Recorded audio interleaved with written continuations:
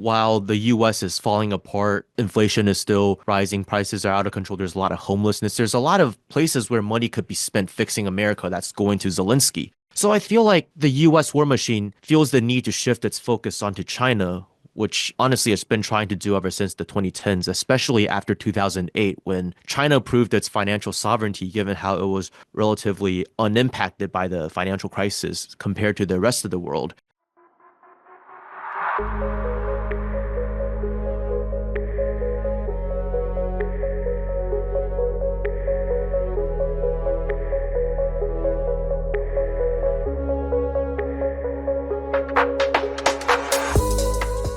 Hi, and welcome to Global Majority for Peace podcast. I'm Ileana Chan. Every week on this podcast, we discuss with special guests from across the world our mission of building a global movement to challenge the US-led war drive against China, Russia, and countries in the global south. So please subscribe and help us by commenting or sharing videos.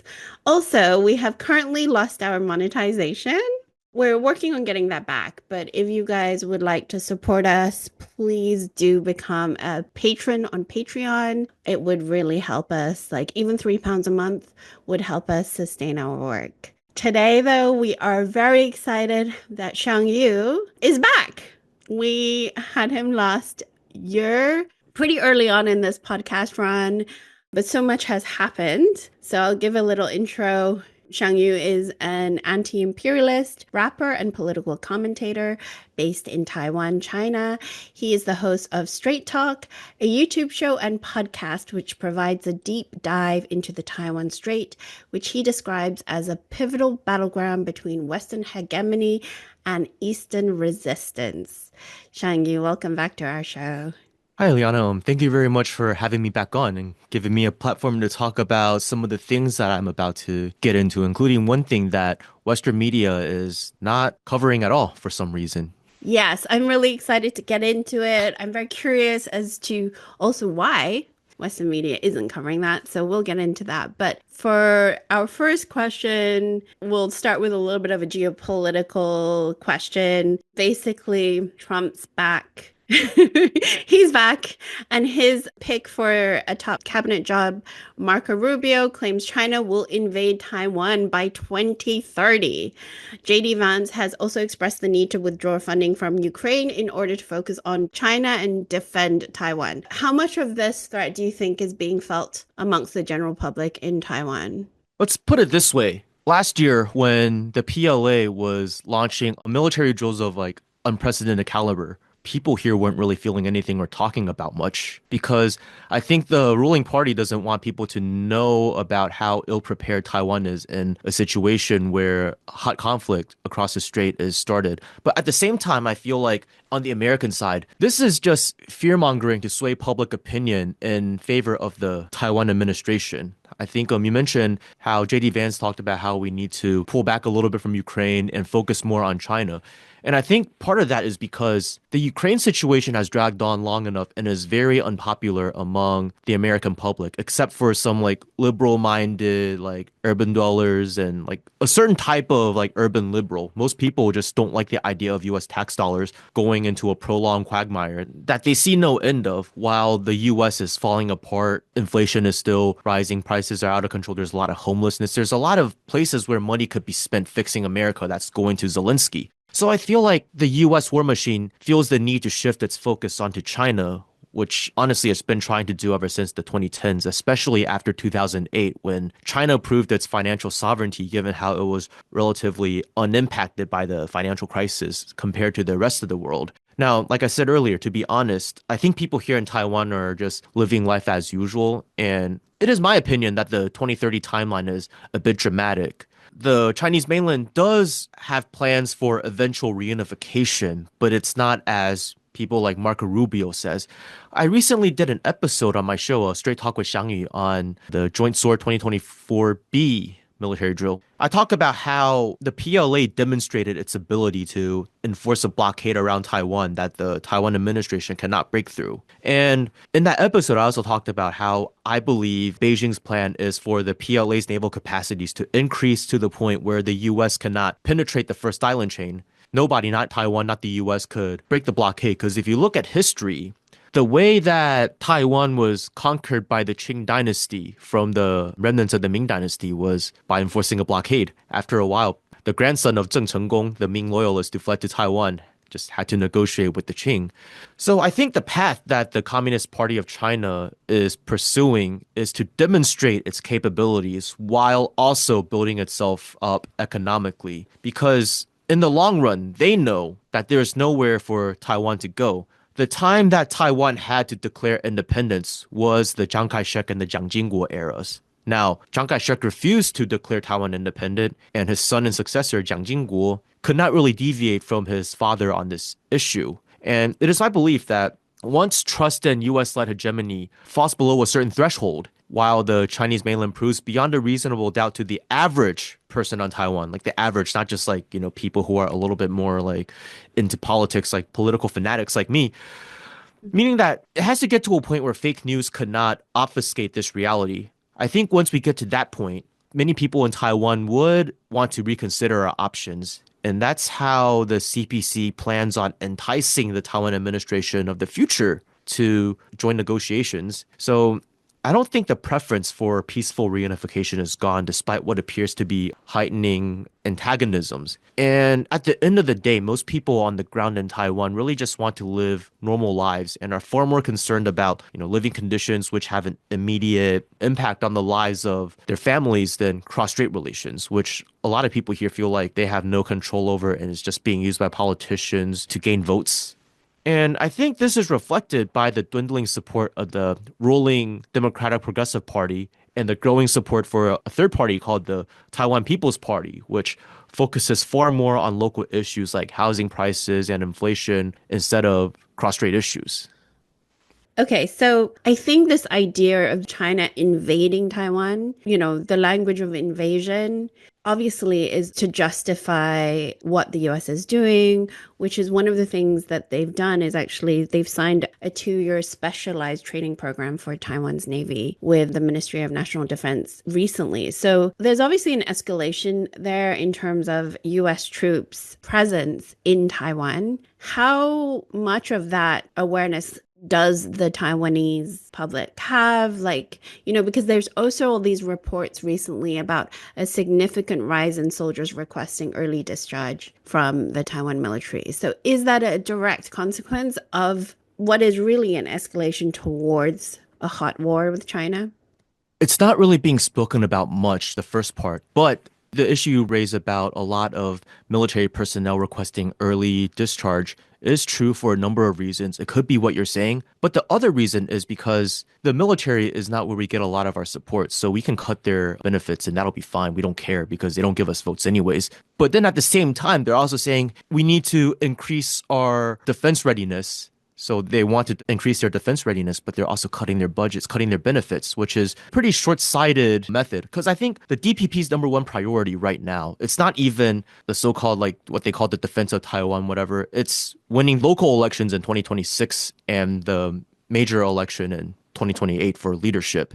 I think that's what their main focus is on everything. So when they make these sorts of decisions, now they're complaining about budget cuts and allocation of resources, but they're not really doing much to entice people to want to cooperate with them. So that's a huge part of why a lot of people are requesting early discharge from the military, because being in the military in Taiwan is not that prestigious. Like on the mainland, you join the People's Liberation Army. People look at you as it's a very honorable job. They respect you a lot. They view you as a defender of Chinese society. Whereas over here, well, first off, you're not getting much benefits. You're getting cut. And secondly, a lot of people just think you're joining the military because you're not cut out for anything else. And it's the one place where you can get an iron rice bowl. So there's not a lot of prestige or respect to begin with. With military, you have actual voluntary servicemen who are professional soldiers. And you also have conscripts. Now, conscripts, a lot of them join the military and they view it as like a prison sentence. They're just like, okay, this is something I just need to do as a male citizen. I just want to get it over with. And I think for professional soldiers, their mentality is, okay, I'll sign the contract and I'll just pray that no conflict actually happens and I get the benefits and I get to save some money and then I leave. That it really does show the level of preparedness of the military over here, if anything else. There is not much of a determination among soldiers, I believe, in really serving the military should a conflict break out because they know it's not winnable. Right. Okay, that's interesting. I mean, if we contrast it to China's view compared to the US, if we look at Xi Jinping's New Year's address, he says this about Taiwan. We Chinese on both sides of the Taiwan Strait belong to one and the same family. No one can ever sever the bond of kinship between us, and no one can ever stop China's reunification, a trend of the times. So obviously, American commentators still consider these provocations. If you were saying that the general public in Taiwan doesn't even believe that a conflict with China is winnable in any way, I mean, obviously, we're looking at Taiwan that's like, what, 22, 24 million people population-wise? Between 23 and 24. Right. So that's about the size of Beijing. I mean, it's not a fair comparison at all. So, what is their perspective of Taiwan? Like, do they hear these words from Xi Jinping? Like, what do they feel generally? The thing is, he says that every year. The leaders of the Communist Party of China say that every year. And if we go further back in Taiwan, the leaders of the Taiwan area would also say similar things like reunification is inevitable, though they would do it with an anti-communist twist. They would say reunification is inevitable. Our compatriots on the mainland will be free from communist tyranny and will be reunited under the flag of the blue sky, white sun, and red earth, the so-called Republic of China flag. It's just that ever since the 90s, the leadership of Taiwan just stopped with that sort of rhetoric. But people in Taiwan, regardless of their political views, know that that's just what the mainland says every year. So they don't view it as anything out of the ordinary. It's just not news. It's just like your neighbor is breathing today. That's kind of the attitude. So I do think, though, now since we're on the topic of the New Year address, what deserves more attention is actually the Taiwan leader Lai Ching-te's New Year address. During public speeches, like the former leaders like Tsai Ing-wen, especially Tsai Ing-wen, she was framed as a Taiwan separatist, but she's more of a status quo preserving, slightly separatist leaning, but separatist leaning for the votes, not really dedicated to it. She's really just a status quo opportunist.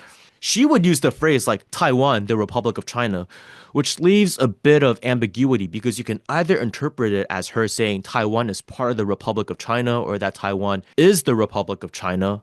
But she does not go one step forward and cross the red line by saying the so-called Republic of China is a separate country from the People's Republic of China. Because the thing is, according to the laws of the so-called Republic of China itself, China is one country whose name is the Republic of China, to which both Taiwan and the mainland belong.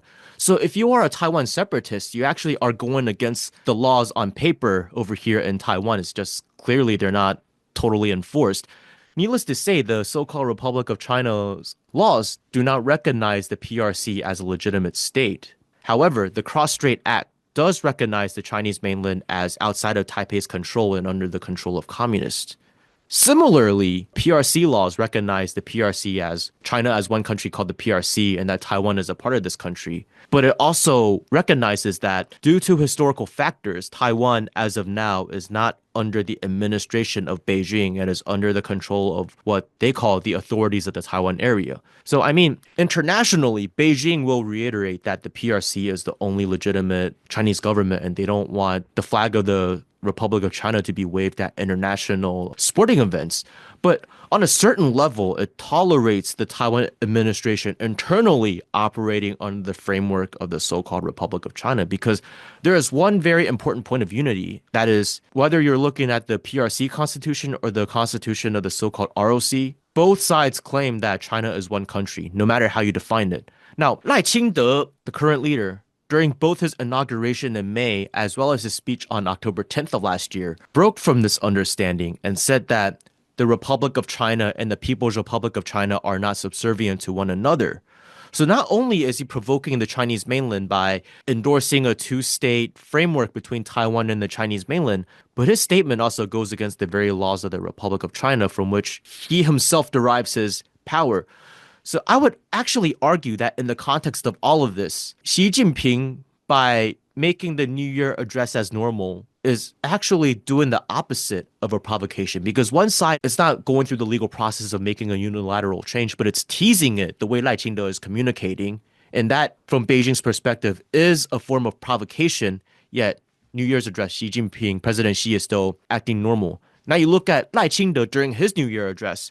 I'm thinking because Trump was about to get inaugurated and the US probably did not want Lai Ching-te to provoke anything, they probably told him, hey, cut it out with the whole ROC and PRC not subservient to one another. So Lai Ching-te complied.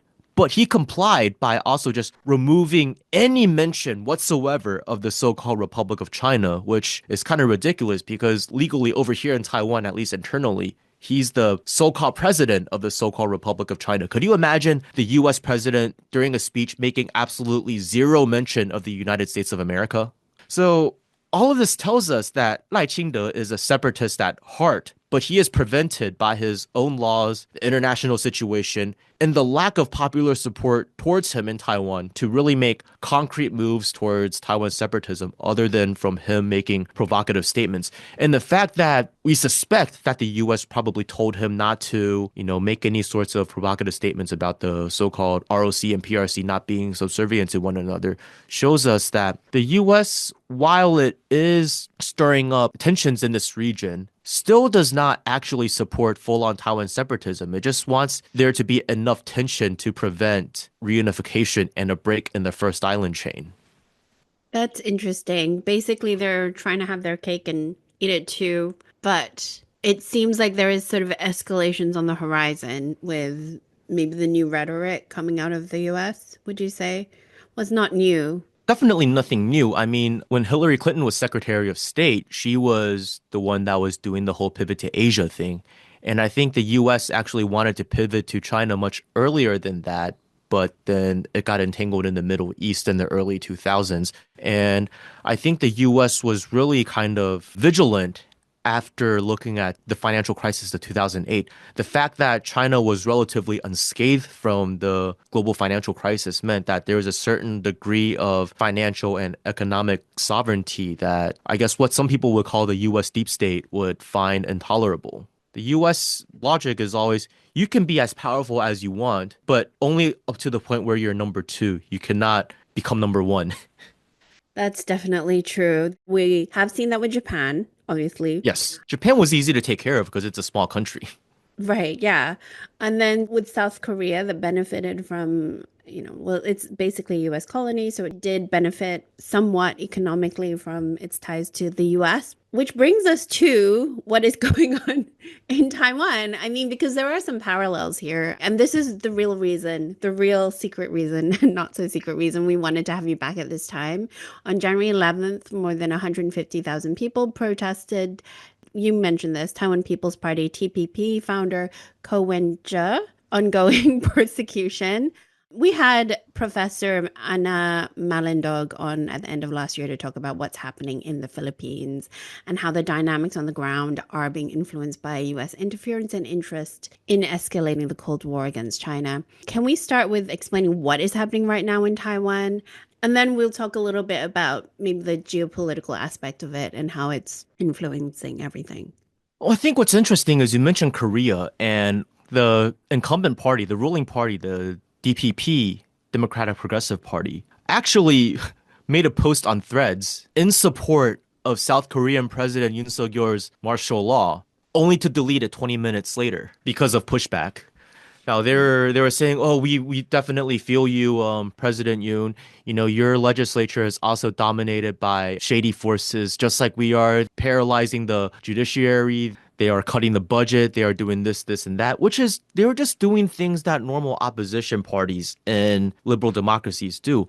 Like these are the same people who preach democracy and how, oh, you have checks and balances in Western style democracy, which prevents anyone from getting too much power. But once they're actually in power, they view these as inconveniences. And in the case of South Korea, they're saying, oh, these people are secretly working for Kim Jong-un, is basically what they're implying.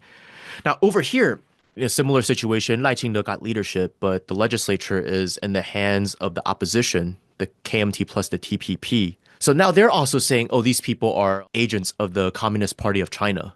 There is a desire by the DPP to serve the US and its designs for the region more closely. They had this sort of symbiotic relationship.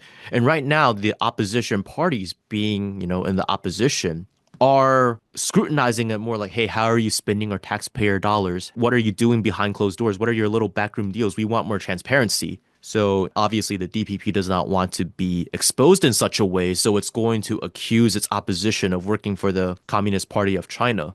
Now, the situation is like this in Taiwan. Last year, Lai Ching-te won the leadership with 40% of the vote. But if we count abstentions, he won with less than 30%. And in the legislature, his party, the DPP, only has 51 out of 113 seats. The way Taiwan's legislature works is winner takes all, so whoever gets half the vote wins. With 51 out of 113 seats, this would never happen. Now, the KMT, which is the main opposition party, has 52 seats, which also means that it's not really to the halfway point yet. It doesn't have the cross the 57 vote threshold to pass legislation on its own. So you might wonder, 51 plus 52, what is that? That's 103, right? So where are the other 10 seats? Well, 8 of them are with the Taiwan People's Party, and 2 of them are with independent legislators. What this means is if we assume that the DPP and the KMT vote opposite ways 100% of the time, that means the TPP gets to decide which side wins, which is very significant for a third party. A lot of times people are like, don't vote third party. It's very unimportant. You're just wasting votes. You know how in America people will say, if you vote for a third party, you're effectively voting for Donald Trump, which is really funny because you never hear Trump supporters saying, oh, don't vote third party. If you're voting for a third party, you're effectively voting for Democrats. It's really ridiculous, in my opinion, that people would view things that way. So, as a very important swing block, essentially is this third party that gets to decide legislation. And it so happens that right now, because the TPP is also an opposition party, it is in a de facto united front with the KMT against the incumbent DPP, which means now the DPP is 51 votes against 60 or 62 if you count the 2 independents, because those 2 independents tend to vote the KMT way so far. So if you look at these dynamics, it kind of shows that the KMT alone cannot really corner the DPP. But with this third party, the DPP is actually forced into this position where it must submit to the opposition, whether it likes to or not, which, as you can imagine, the DPP really does not like. Lai Ching-te was able to win the election in 2024 because the opposition was split between the KMT and the TPP. There were talks between the KMT's candidate, Hou You-yi, and the TPP's candidate, Ko Wen-je, to run on a joint ticket, but those talks fell through. I think Lai Ching-te's biggest fear is for the DPP to do poorly in the mayoral elections in 2026 and himself losing re-election in 2028.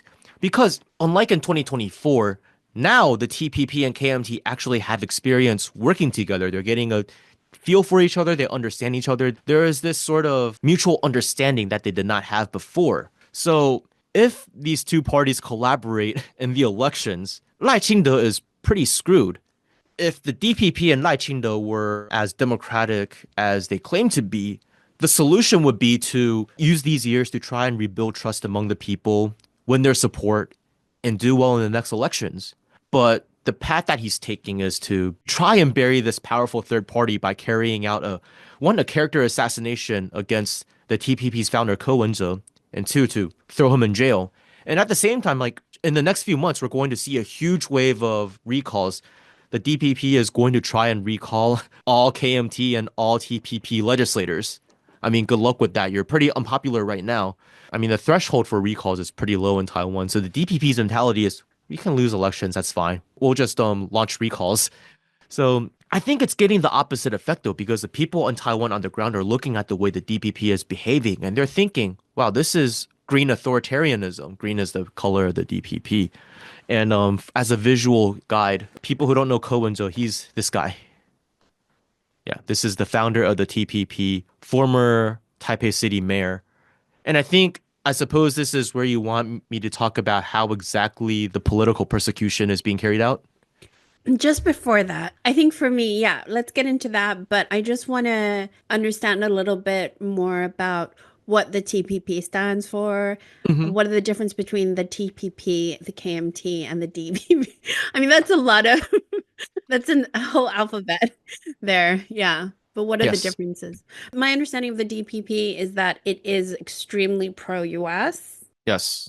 More so than the KMT. more so than the KMT, due to what you're saying, his lies New Year's address, the fact that the US, the thing that we just talked about, which is the training program, the Navy training program that was signed in. So these are Right. huge, huge concessions to the US.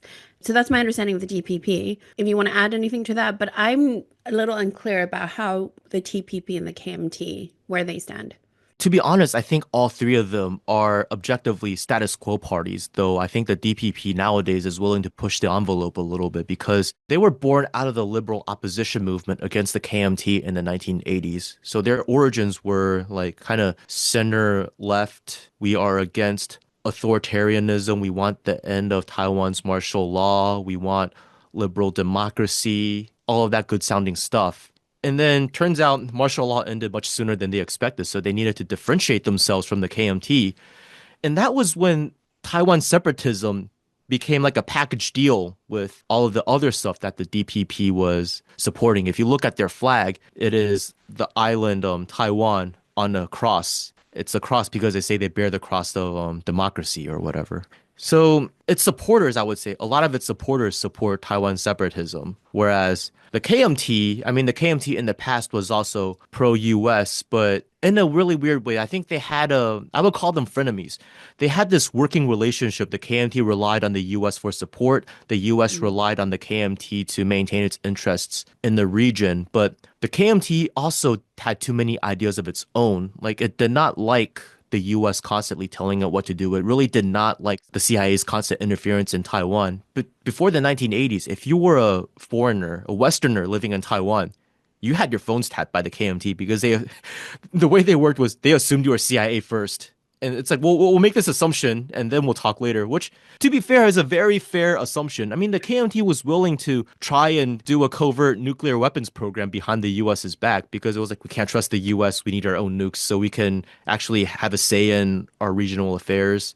I guess because the KMT had too many ideas of its own. I mean, it was a good party for the US to keep communism in check because you can't fight communism with liberalism. You need to fight illiberalism with another form of illiberalism, and that's what the KMT represented. But ever since the end of martial law, the liberal faction of the KMT also became dominant for a while before its leader, Li Denghui, was ousted in 2000. So now I would say the KMT is a status quo party that doesn't really have core message. And I think that's very weak for a political party. You don't have to agree with the message, but a party with a message is always more powerful. Whereas the message that it had in the past was, we are anti-communist and we will reunify China and restore the Republic of China to its full glory. That was its message in the past, which you don't have to believe it. It's obviously was a pipe dream, but it was enough to rally people. But it is the party that a lot of businessmen in Taiwan with dealings on the Chinese mainland support because this party did come from the Chinese mainland. A lot of its higher ups do have relations with people on the mainland. And also from the CPC's perspective, we don't like the KMT. You're a bastard, but we've fought for many decades. We've worked together before. You're predictable. We don't like you, but we like you.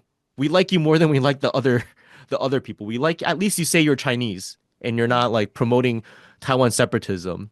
Though I think the KMT nowadays isn't fighting Taiwan separatism hard enough. I mean, back in the day, the KMT would throw Taiwan separatists in jail. The KMT is kind of also a status quo party that is I don't want to say they're necessarily pro reunification. They're pro doing business with the Chinese mainland. Let's put it that way.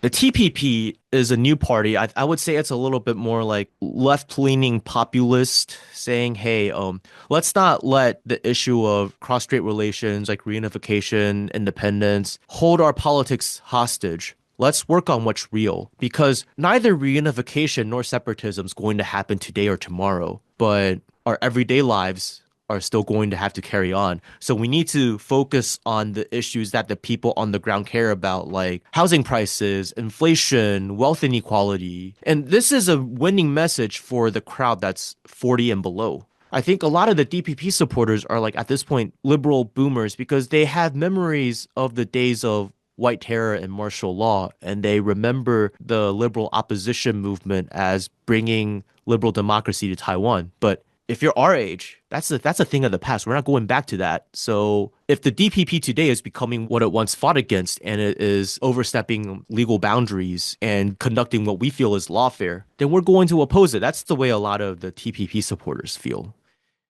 I was very curious about whether or not there was also any sort of socialist element to these parties. And I suppose you're saying the TPP is probably the closest thing to that. Honestly, I would say all three of them have a little bit because the way Westerners think of socialism, I think a lot of these values that people would consider socialist are just ingrained into Confucian culture.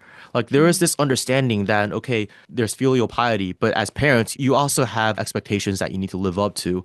There's like patriotism and loyalty to your government, but there's also this concept of like the mandate of heaven, where it's like if you govern badly, you're going to lose that mandate. If you ask supporters of any of the parties whether or not they want to privatize our health insurance, most people are going to say no. You can ask a KMT supporter, a DPP supporter, a TPP supporter if they support the universal health care that we have. They're all going to support it. Now, what they'll do is they'll blame other parties for messing up the budget and threatening the stability of our universal single payer healthcare. So on the surface, though, all three of them are opposed to communism. That's at least the rhetoric. Because I mean, growing up, everyone's been taught to hate communism, and then they'll smear the other parties as like acting like communists. So like right now, the TPP supporters and KMT supporters are saying the DPP supporters are acting like green guards. It's like a reference to the red guards during the Cultural Revolution on the mainland. They call them green guards, 绿卫兵. But then at the same time, the DPP is saying if you're against the DPP, then you are a communist fifth column. So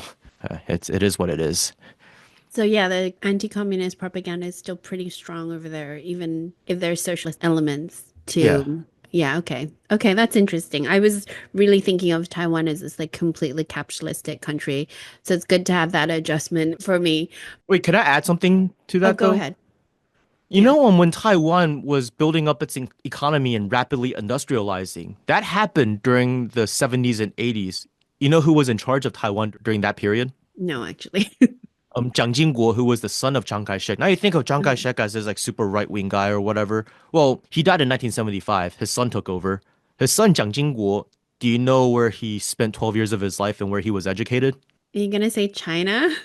He grew up on the mainland, but he was sent to the Soviet Union for 12 years. He studied in Oh, the Soviet right. Union and worked there for 12 years. He married a Soviet wife from Belarus. Okay. And it so happened that his economic policies, they weren't like, exactly like a socialist planned economy, but there was very heavy-handed government involvement, like the 10 major construction projects. You look at Taoyuan International Airport, you look at the highway system we have. That was all like heavy state involvement under his leadership. Even TSMC, the beginnings of TSMC were done when he was still the leader, and there was heavy government investment because his mentality was if we don't do this stuff today, we'll regret it tomorrow. So call him what you want, but by Western standards, this guy was a pinko commie.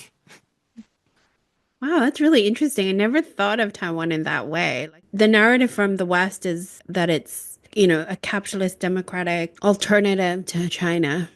Actually, Taiwan's economy did not really liberalize until the 1990s, alongside its politics. And ever since the liberalization, the economy's been pretty stagnant compared to like before when there was more government involvement. Like the Taipei City Bank, it was like a public bank that low income families who wanted to start small businesses could get like low interest loans. Well, that got privatized. It's now part of Fubang Bank. It's called Taipei Fubang because it merged with Fubang and Fubang took over. It's hard. I think a lot of this is not really even like capitalism versus socialism or whatever. A lot of this really is like West meets East and just different understandings of how governance should work. Yeah, so going back a little bit to what you were saying about how are they actually persecuting Ko Wen-je?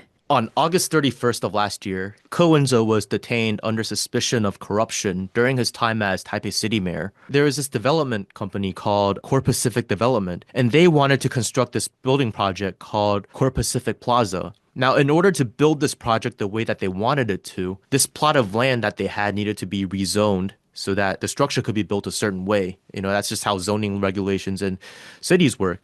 And because Ko Wen-je was Taipei City Mayor, I guess they wanted to earn favors from him. They made political contributions to his party, which is legal. You're allowed to donate to any political party you want. This is something, I'm not saying that this is right, but this is how things work in Taiwan as well as many places in the West. You want favors from whoever's in office, you donate to their political party. But the DPP is claiming that Cohen's accepted bribes and he's facing 4 charges. So he was indicted on December 26th. And the 4 charges he faces are bribery, profiteering, embezzlement, and breach of trust. If he is guilty of bribery alone, he faces a prison sentence of 15 years. And if he's guilty of all four, then it's 28 years and 6 months. Now, realistically, if he does go to jail, at some point, if the TPP gets enough power, they will pardon him. But this would be a huge attack on his reputation as well as the image of the TPP. And the problem is, there's absolutely zero concrete evidence presented in the indictment. So first, like I said, he's accused of accepting bribes because 7 associates of Core Pacific made donations in 2020. So 7 associates from Core Pacific donated 300,000 New Taiwan dollars each, totaling to 2.1 million New Taiwan dollars, which is about 64,000 US dollars. Now, what the Taipei District Prosecutor's Office is saying is, yeah, because this is Cohen's political party, he must have pocketed the money, but they have no evidence of it. And we know about this 2.1 million because these donations were properly reported. This indictment is just making the assumption. It's very speculative. They have zero cash flow evidence and they found none of the cash. And then they're accusing Cohen's of accepting a bribe of 15 million New Taiwan dollars in 2022 after construction of the project began. So 15 million New Taiwan dollars is about 459,000 US dollars. So not a small sum of money. So the way they arrived at this conclusion was from September to October, the chairman of Core Pacific, a man by the name of Xiangyu, made withdrawals from the bank totaling to 60 million New Taiwan dollars. According to the indictment, sometime between October 19th and November 1st, Xiangyu handed 15 million New Taiwan dollars to Kowenza personally in cash at an unspecified location. So isn't this kind of suspicious? I mean, the indictment does not state a specific time or place. And it gives a huge range, October 19th to November 1st. So was it October 19th? Was it October 20th? Was it October 25th? Was it October 30th? They made this assumption because the groundbreaking ceremony of the Core Pacific Plaza was either October 18th or 19th, I forget, one of those days. And they found an Excel spreadsheet on Kowenza's computer with a line that said November 1st, 2022, Xiaosen, like Little Sen. I guess that's his like little nickname for Shen Qingjing. 1500. So in case the audience doesn't know, 15 million in Chinese is 1,500万, which means 1,500 10,000s. So the Taipei District Prosecutor's Office is like, well, all of the other financial transactions in the spreadsheet have been verified as true. So this particular cash transfer must have been true as well, even if we cannot find the evidence. They found no cash, no evidence of cash transfer, no specific time or location, just speculation based on an Excel spreadsheet. This is like me making a spreadsheet with all of the women I've dated, right? And then I add like one of the Kardashians onto the list in the spreadsheet. Can you use that as proof that, oh, because I dated everyone else in the spreadsheet, that means I must have dated one of the Kardashians that I put in the spreadsheet? That's the same exact logic they're using. That's how flimsy the evidence is. You cannot use a spreadsheet as proof itself. You either find the cash or you find records of bank transfers.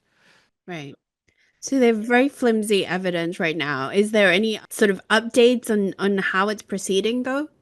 Nothing really new has happened. I mean, he was let out on bail for like a lot of money. I think like around 2 million US dollars. And then they locked him up again, saying that they don't want him interfering with the investigation. But what's really alarming about this indictment is that it is almost word for word like the investigative reports from a tabloid called Mirror Media. And these investigative reports from Mirror Media came out before the indictment. Isn't that kind of odd? Because there is this principle of non-disclosure during ongoing investigation. So how did Mirror Media get all of this exact same information as the Taipei District Prosecutor's Office? So people obviously ask questions. They ask Mirror Media, what are your sources? They're like, oh, we don't want to disclose it. Okay.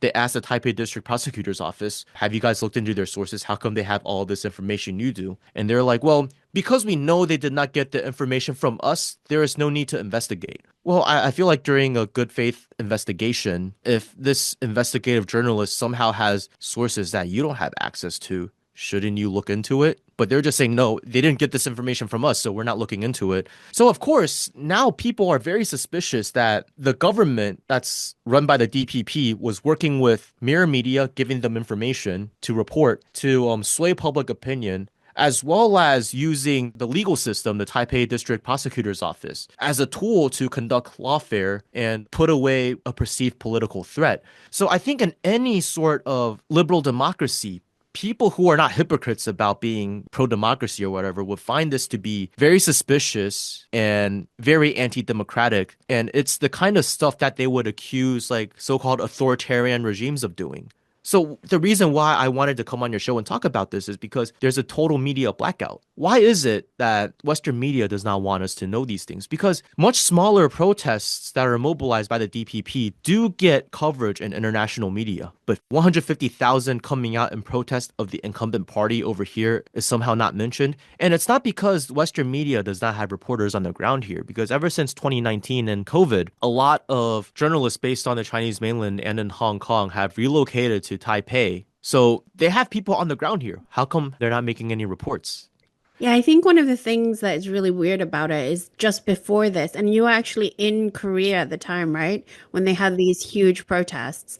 And Hmm. it sounds like a very similar case. I mean, obviously not because but they accused the opposition party, like we were saying, for being supporters of North Korea. It's like a Yeah. very similar playbook that they're using. Yes. But in Korea, the coverage of those protests were insane. They were like they were everywhere.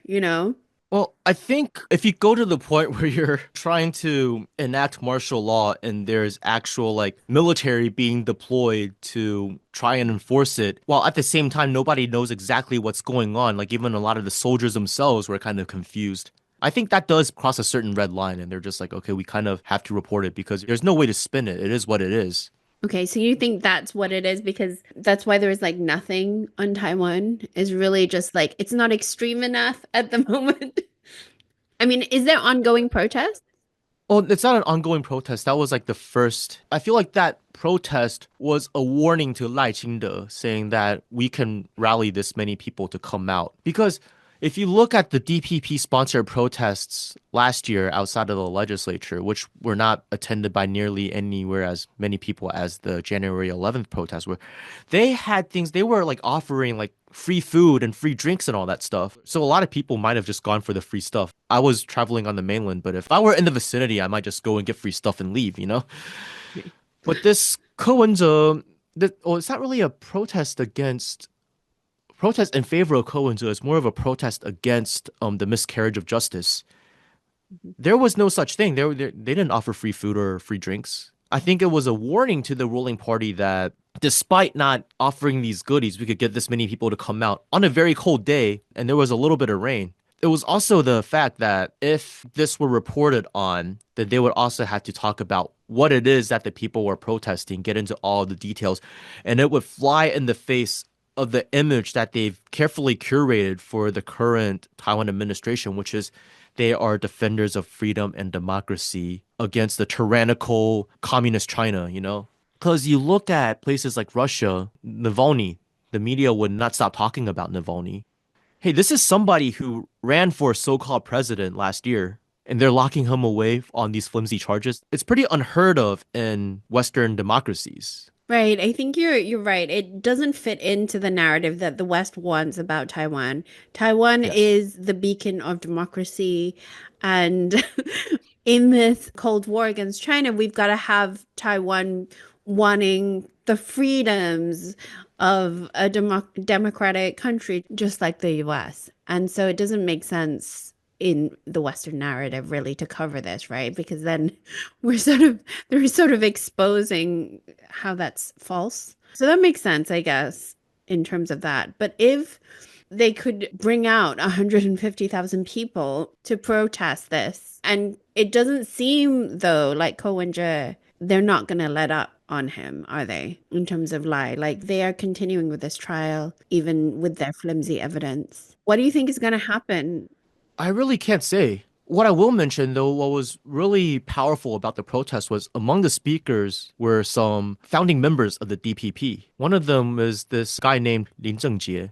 He was a founding member of the DPP, but he did not like the direction the party was going and left in the 90s.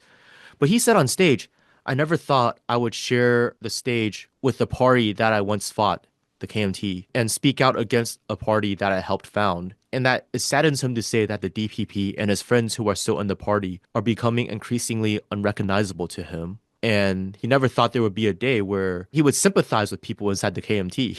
I think that's a very powerful message. And of course, imagine if this were on Western media and this made the news, it would spark a new Taiwan debate about, hey, what exactly is going on in Taiwan? Why are we so supportive of Taiwan when we know nothing about what's going on in the island and are just told to accept that it is this like beacon of democracy and freedom?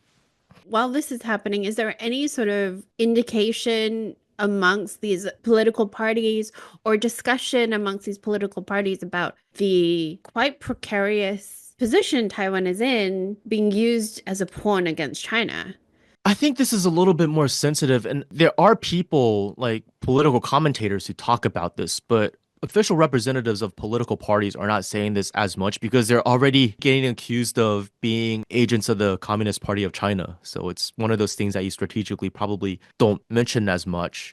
But I mean, when it comes to elections, though, the KMT does talk about how they are the party of peace and that the DPP is the party that will bring Taiwan to war. And the DPP's counter message is we are the party of maintaining peace to strength, while the KMT is the party of capitulating to the communists. Right. I mean, to be fair, JD Vance and basically the American messaging on this is really they are for peace by defending Taiwan against China, which like is clearly it's warmongering rhetoric disguised as peaceful. It is, but at the same time, what was pretty unprecedented about Donald Trump in a more recent interview was he basically implied that he does not support sending US military support to Taiwan in event of a war. He said he would mount pressure on the Chinese mainland through politics and economics, but not military. So it's more like he has this position where it's like, I want to make a deal, some sort of deal. Whereas the Democrats, I mean, they were the ones who sent Nancy Pelosi over here despite warnings from the Communist Party of China to not do so.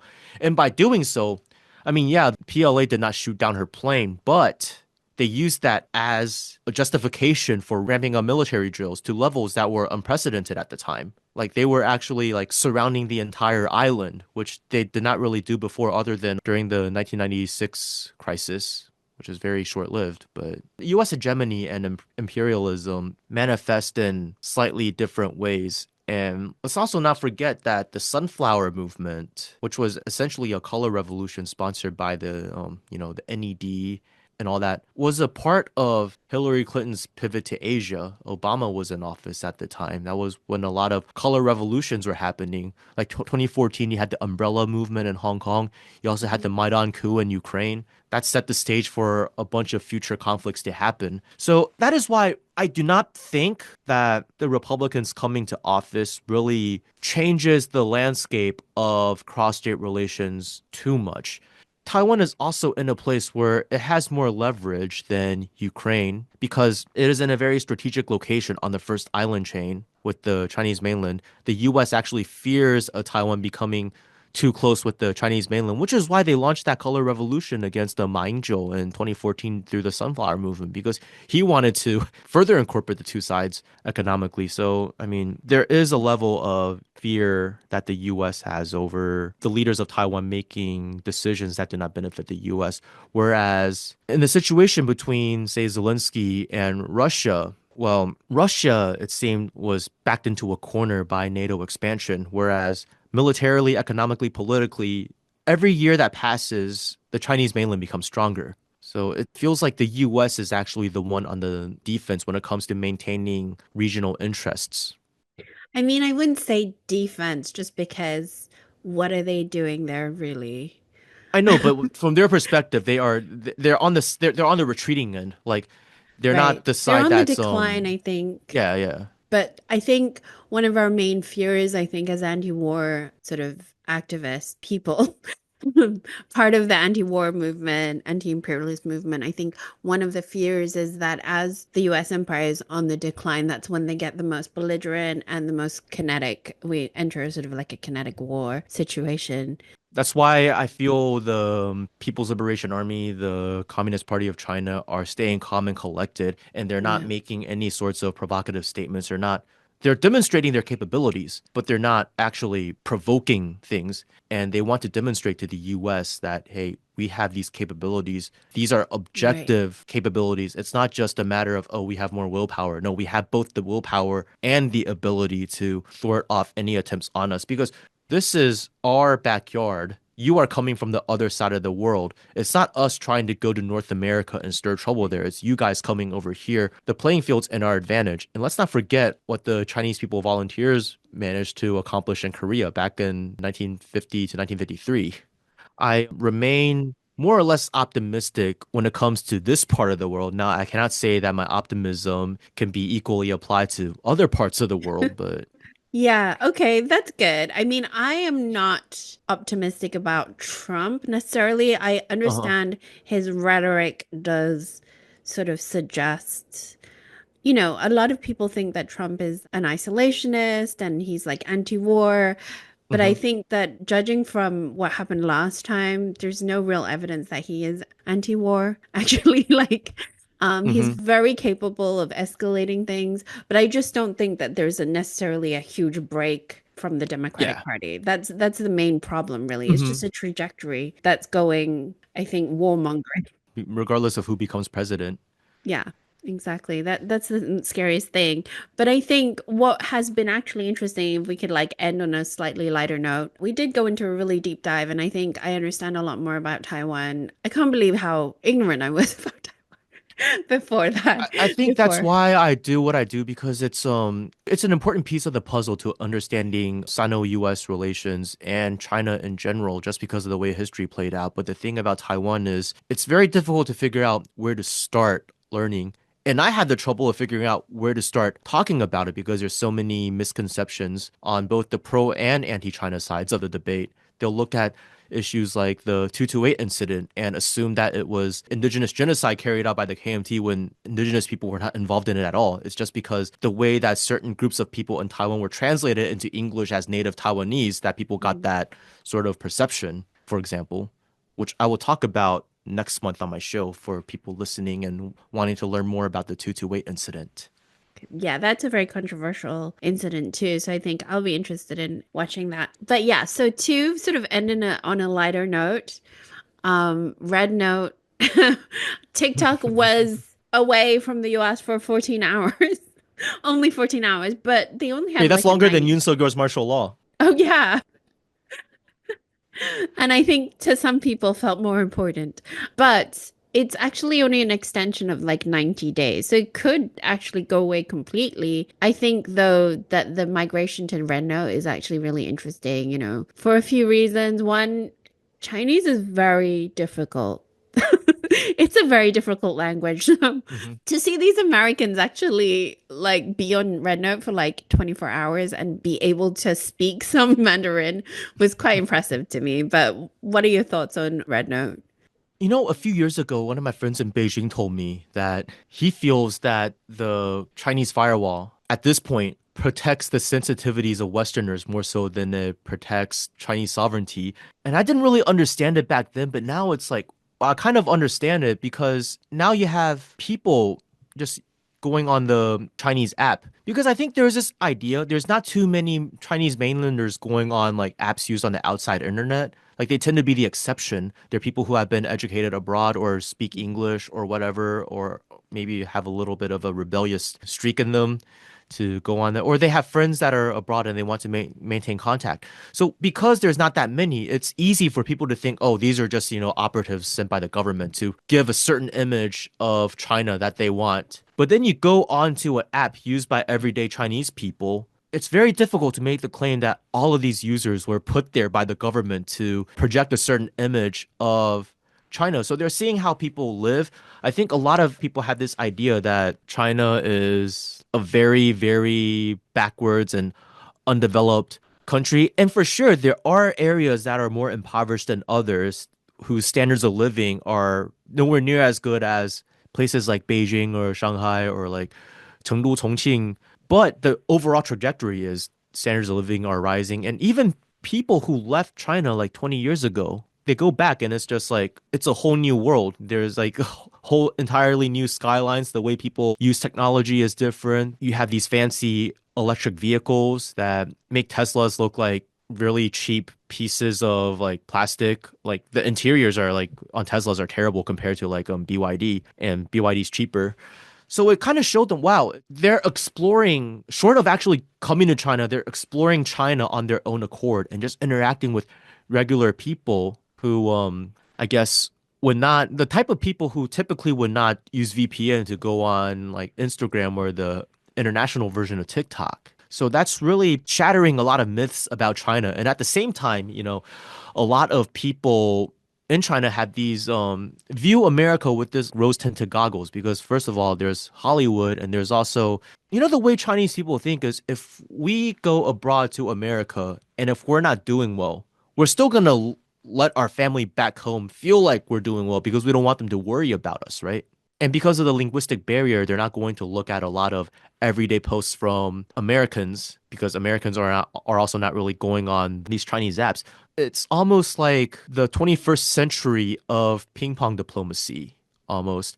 And I feel that I do not think that this migration will be permanent. And even if it is, I feel like the algorithm will eventually cater people to their tastes because, yeah, this was a novelty to Chinese people to see a lot of foreigners. But you look at the way people use TikTok because TikTok is a very international platform, right? A Vietnamese person using TikTok is probably going to swipe past all of the videos that are not in Vietnamese, for example. And I feel like that's going to be the case with Red Note if Westerners stay on it. So we'll see more Western focused content while Chinese users will see more Chinese people on the app, but they can still see each other's stuff if they go out of their way. But who knows what the future will bring. But I think it got a lot of people to really challenge the lies told by the US government.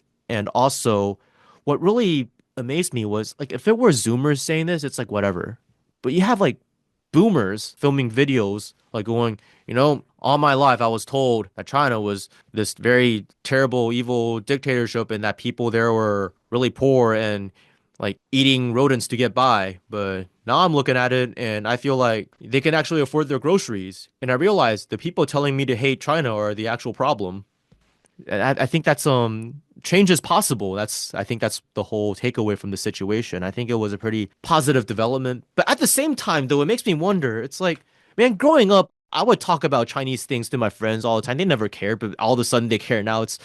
It kind of baffles me a little bit, but I'm not going to be upset about it because I think it's just time and place for these sorts of things. Yeah, exactly. I think that's the thing. You're right. We can talk about it a lot, but Hmm. people might not necessarily believe us, Right, right, you right. know? So, Like I used to tell my friends about like, Chinese music, Chinese movies and all that stuff, and they're just like, Why are you so Asian?" But then it's like nowadays they look at it on Red Note and it's just like, wow, that's so cool. Which I'm not upset. What I'm like is I feel that my teenage self looking at these developments would be really happy. oh, that's good. Yeah, yeah. That's my mentality. I mean, things have also really changed, I think, in terms of the production quality of a lot of these movies and, you know, Okay, admittedly, I feel like in the 2000s a lot of it was like more of a pride thing and not like objective like right. that objectively being like on par with what things were being churned out by like Hollywood or like the Western record industry. I don't know. Growing up, I just felt that like I wanted to relate with things in the Chinese language. People talk about Asian representation in Hollywood movies, but my whole mentality was Hong Kong has a thriving film industry with very good movies. Why don't we just watch that if we want to see yellow faces? Well, nowadays, not Yeah. really so much in Hong Kong. It's kind of migrated to the Chinese mainland, but you get my point. Yeah. I mean, for sure, I think that speaking for myself, however, I think it's a little bit different for Chinese people in like the West because we do have Hong Kong and we do, we always did have that. So like in terms of representation, I mean, honestly, the West is not gonna get it right. Like, Hmm. they're not going to get the representation right. And we have such a huge Right. population. We can represent ourselves, and China can represent themselves Hmm. way Exactly. better. I think though this whole thing is, you know how there's that like propaganda slogan from the Chinese mainland, like 说好中国故事. It's like let's tell the Chinese story correctly. I feel like this sort of people to people contact is just stuff that government promotions could never get right Right. because there is Yeah. this element of soul that just can't be replicated through like coordinated like government promotions that can only really be done spontaneously by people on the ground. So, Yeah, I think especially in terms of this language barrier, but I do think in terms of that slogan that you just said, which mhm, my Chinese is not very good, so I'm not going to even repeat it. But I think what's really important about that is Chinese entertainment for Chinese people.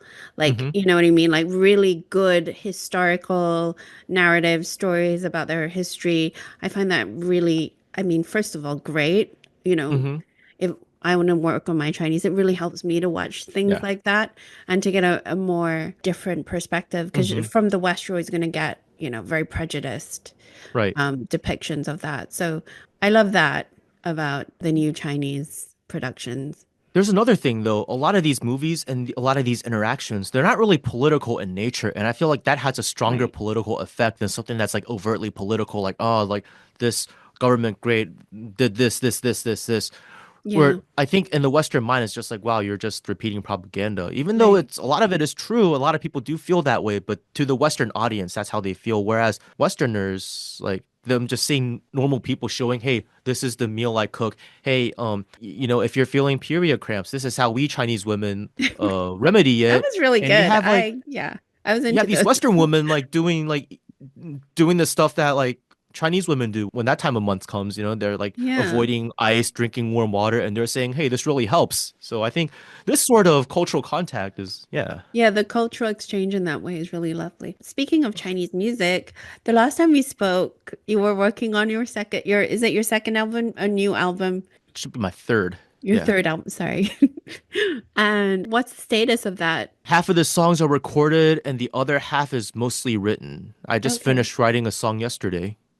Oh, amazing. Yeah. Cool. Okay. So hopefully if everything works out, it should be out by the middle of this year or around that time. Okay, Trying great. to get it out around that time so I can submit it for the Golden Indie Music Awards again. Hopefully get nominated again. Oh my God, that would be amazing. So thank you so much, Xiangyu, for coming on. Like, really a pleasure to talk to you. Yeah, no, thanks a Um, lot. Likewise for letting me onto your show. I mean, you're welcome. You're very, very welcome. And yes, I think really important to keep an eye on what's actually happening in Taiwan, especially this year, considering, like we said, maybe the same trajectory, but it does sound like an escalation of the same trajectory. And Yeah. so we have to keep an eye on and see what's going on. And, so thank you for coming on. And I guess I don't know if what Chinese New Year is like for your family and you guys out there, but Oh, happy yeah. Year of the Snake. That's why I'm wearing this today. Oh, really? Oops. Yeah. Okay. Yeah, gong xi fa cai, everyone. Yeah. But I just wanted to say thank you so much for watching. Thank you, Xiangyu, for coming on to Global Hmm. Majority for Peace. And, subscribe, notifications, become a patron on Patreon, and see you next time. Thank you. Thank you. Bye. Bye.